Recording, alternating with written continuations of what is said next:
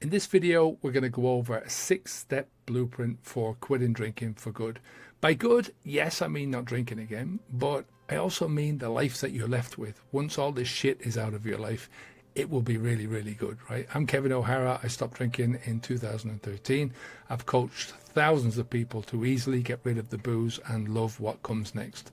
So these are 6 really simple steps that are intended to lift the fear and doubt and the weight off your shoulders. Come to habitsv2.com if you're looking for coaching. We've got options depending on how much help or support you want, what you're ready to invest. Let's get on with it. Step 1, find your true motivation and connect it to quitting drinking. When it comes to motivation, let's face it, you're not going to find a better motivation to get you moving quickly than pain, right? Think about the speed that your hand is going to move away from a boiling hot kettle or a boiling hot stove. When there's enough pain, there's usually enough to motivate you to at least try to stop drinking alcohol. Now the question then is, for how long? The big problem with pain is that when the pain goes away, so does the motivation. It's why so many people will never get past those first few weeks. When we're looking at motivation, we have to look at what is a better type of motivation that's going to keep you moving forwards. And for me, it's got to be about having a deep personal meaning in your life. Viktor Frankl kind of nailed this when he said, when someone can't find a deep sense of meaning, they start to distract themselves with pleasure. And I think he had that spot on. Now, I don't believe most people have any problems finding a deep meaning in their lives, right? We all have them once we sit down and we really start to think about them. I believe the problem lies in that we're not applying that deep meaning to every area of our lives, or to the most important areas of our lives anyway. One of the biggest meanings in my life, for instance, one of the biggest identities came from being a dad, being a father. And it was just always something that inspired me and got me moving and just got me to do things that I didn't want to do. But I also had this big drinker identity. I'm Irish, I drink Guinness, I'm a bloke, all that kind of stuff. It was only when I realized that those two identities were clashing that I was forced to make a decision. And it was my dad identity that won hands down. There was just no contest. So how are we going to do this? The first thing is think about what alcohol has cost you. What is the cost of alcohol in your life, to your relationships, to your goals? Then I want you to write down specific pain points, right? Not relationship, but specific areas of your life where, specific areas of your relationships where alcohol has really done some damage. Third thing is to shift your focus then to what it is that you want in your future. Being a better parent, getting a better job, thinking clearly. And again, try to be specific in those areas as much as you can. Number 4 is to ask yourself, what kind of person do I want to be in a year, 5 years, 10 years time? When it's all over and done with and there's people there and they're giving the eulogy of your life, what is it that you want them to say about you, about yourself, about your character, about your integrity?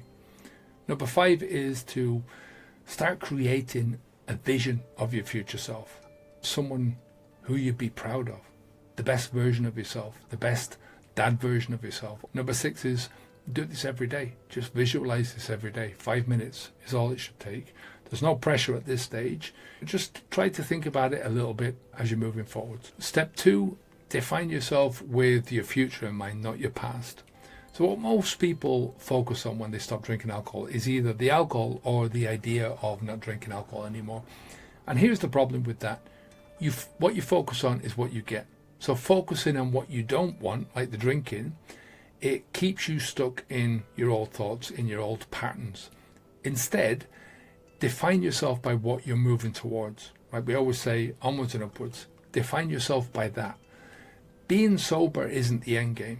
Stopping putting your alcohol into your mouth is kind of the essential first step. And once you've done that, shift towards all those ideas and plans and goals that give you something to aim at. It's that future that's full of meaning and hope that's going to pull you forwards. So how do we do this? First, start small. Make a list of 3 things that you'd like to do in the next 6 months. Maybe it's getting healthier, improving a relationship, starting a small business. Then don't frame them in connection with quitting alcohol. Instead, say something like, I'm going to run a 5K by 5 months from today, right? So you're giving yourself a specific goal to attain at a specific date in the future. Number 4 is to break down each goal into small attainable steps. So to get to my 5K in 5 months, I'm going to have to do a kilometer in the first month and then add 1K every month. Number 5 is see yourself doing it. Visualize yourself doing it. The only person you have to convince in this journey is yourself. You don't have to convince anyone else. Once you start convincing yourself that you're going to stop drinking, that you're going to achieve these goals, that's the biggest hurdle overcome. Those biggest hurdles in your life are always going to come from up here. Step 3, iterate quickly and learn from failures. This journey is all about experience and skills. Nobody can give you the experience except you. I can tell you how I stopped drinking alcohol. I can give you loads of stories about the people that I coach and how they did this. But for you, the only journey that really matters is the one that you're on, the one that you're taking right now. So skills, on the other hand, they're things that I can teach you. They're things that you can learn from other people. And the skills that you need here, anybody can learn them. They're teachable. So just think about that. If I can do this, anybody can do this. All you need is to be open to trying and error, open to making failures, open that you're going to fail forward.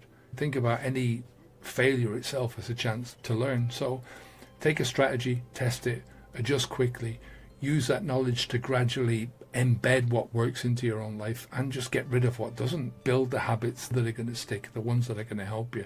It won't be long before you're no longer needing anything to cope. You're no longer going through that acclimatization phase. You've become that new self, you've become that new life, and you've just mastered it. So here's a few things to keep in mind, or how to do this. First one is you got to experiment. You got to try different things. You got to try different strategies. Second one, as we said before, was be open to trial and error. Be open to making mistakes. Number 3 is to treat failures as a chance to learn. When you stumble, we're all going to stumble. The one thing that I would try and encourage people not to do is to fail on the alcohol. Anything else is open to fair game. It's all part of that process of moving forwards. Number 4, keep the things that work and just dump what doesn't. Don't think twice about it. Number 5, when you find things that work, commit to them. I tried running right in the beginning of this journey, right when it was starting. I think I got up to about 5K, but I kept injuring myself and I hated it. I hated every single moment of it. So once I got to that 5K, I didn't want to go to 10K, so I just dumped the whole thing and I stopped doing it. I rediscovered my love for hiking, so I've stuck with that ever since, and it just works for me. Number 5 is review this once a week in the beginning, refine your approach as you're going along, and that is just going to build more and more confidence. Step 4, invest time, energy, money in big decisions. Now, quitting drinking isn't the biggest decision, right? The biggest decision is your why. Why are you stopping drinking alcohol, right? What is it about your life that triggered the decision in the first place? I know this sounds a bit counterintuitive, but just bear with me for a second. I made the decision to be a better dad. Then I made the decision to stop drinking alcohol. Being a better dad was my goal, and quitting drinking alcohol was the first step towards that goal. I hope that kind of helps you to see how reframing things can really set you on a course moving forwards. It focuses you towards the things that you want to get, towards the thing that you desire in your life, instead of backwards towards all the shit that you don't want in your life, right? I've spent a small fortune on learning, on coaching, on courses, lots of different stuff I've done. And having a goal that I'm moving towards has made investing all that time and energy and money so much more valuable, because it gives you a positive direction for everything that you're doing. So how to do this? The first thing is think long and hard about what you're spending your time and your energy and your money on. Focus on what's going to pull you forwards. Second thing is use that knowledge to start implementing systems that are going to make your life easier. Number 3 is the same with habits. So if I want to do X, Y, and Z in my future, I need to develop my habits in those areas. Number 4, the most useful base habits that you can create are the ones that make you healthier, fitter, calmer, and they're just going to make a very super solid foundation for you. Step 5, surround yourself with the right people. Now, a lot of what you need to do in the early stages has really got to be taken directly onto your own shoulders. Nobody is going to be able to put up with all the coping that you have to do, the acclimatization, the discomfort that you have to go through. This is the hardest part of this journey in terms of separating yourself from alcohol. And it's all down to you and down to what you do. There are people who will be there for you, that are going to help you. But unfortunately, there are going to be people in your life who'll want to throw a big old monkey wrench into your grand plans. So surround yourself with those who are supportive, optimistic, especially those who are on that same wavelength, who want to get to similar outcomes, who have similar ideas. Ignore all the rest. Avoid all the rest. Get rid of these people out of your life because they're no good for you, right? How to do this? Number one, figure out the ones who are going to create difficulties for you, right? Those who are still normalizing the crap, and just politely decline their company. Do this as early as you can.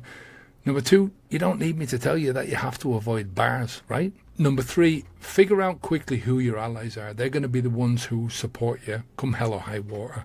Number four, I'm not a big fan of sober groups, at least not after the first few weeks. We've said it before, what you focus on is what you get. If you forever focus on stopping drinking alcohol, hello AA, right? How do you ever manage to move on from that? That's our ultimate goal, to move on. Stop the flow, do the work, move on.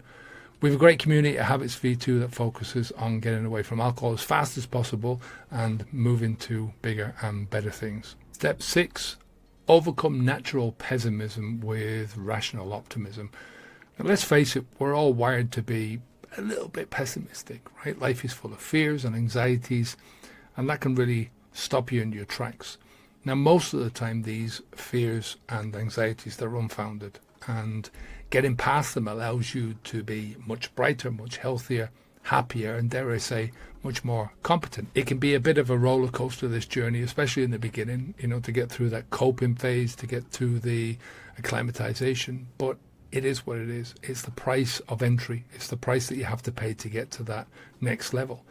I remember when I was out walking a few months after I'd stopped, and I'd gone through all the coping. I felt like I was acclimatized, and I just felt super happy. I had a big smile on my face. Part of it was just that I knew that I was rid of this thing, finally. And I had a huge weight that had been lifted off my shoulders, that had been there for many, many years. And that weight is the conflict that every drinker carries around with them. Every drinker bears on their own shoulders. Drinking alcohol for fun, but also knowing that it's slowly killing you. So it's a huge weight, right? And you have to bear this, and a lot of it is subconscious, but your mind knows that. You feel this. So how can you really believe in yourself under those circumstances? How can you feel that no matter what it is that you want to do, that you can do it? Get all those tools of self-belief and self-efficacy and confidence in yourself. So for the first time in many years, I really felt a rational optimism about my life, and I was very happy about where I was headed, my potential, my resilience, my rewards, all of it. And it's just got better over the years. So how do you do this? It starts small. When any doubt sneaks in, you've got the evidence, even if you're only a few weeks into this, to say to yourself, look at what I'm already doing. Look at how far I've already come. Look at how good I feel with the changes that I've already made. The second thing is, look at all the benefits that you're already accumulating. Clear mind, clear thinking, strong connections, better health.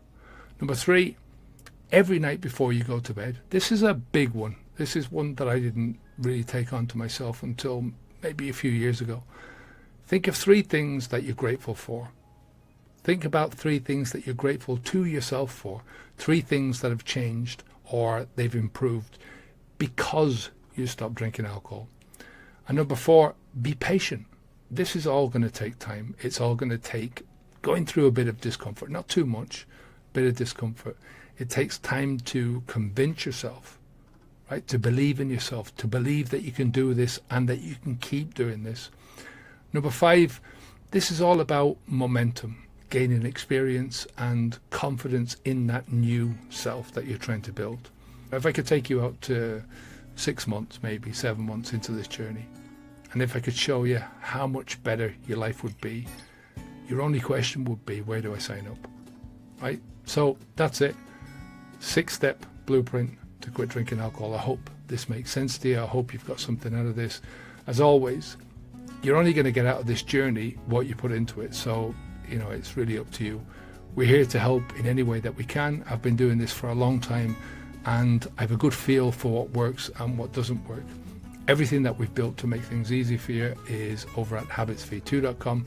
So find your why, set your goals, iterate, invest in yourself, choose your allies wisely, and stay optimistic.